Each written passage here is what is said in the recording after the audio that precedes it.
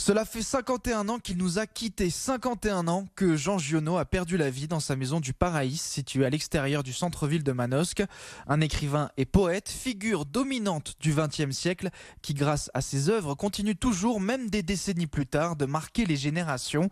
Le reportage à Manosque de Barbara Tornambet. C'est l'une des plus grandes figures du paysage littéraire du XXe siècle. 51 ans après sa mort, le souvenir de Jean Giono est toujours aussi présent à Manosque et dans cette maison, sa maison, un lieu qui fut pour lui, sa femme et ses filles un refuge et qui aujourd'hui encore nous plonge dans son intimité.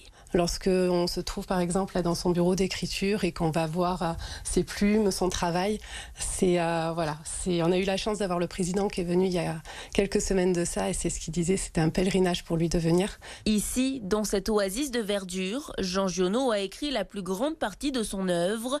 Pour les habitants, il représente désormais l'âme de la commune.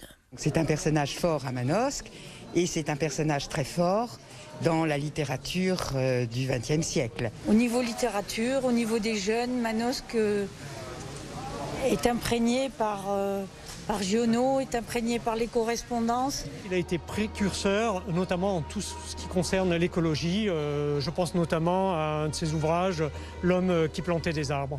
Un écrivain qui fédère et dont les œuvres ont été traduites dans une quarantaine de langues. Certaines ont même fait l'objet d'une adaptation en bande dessinée. Nous, ça nous ouvre en fait à la littérature et ça permet à ceux qui ne lisaient exclusivement que de la littérature de s'ouvrir également à la bande dessinée.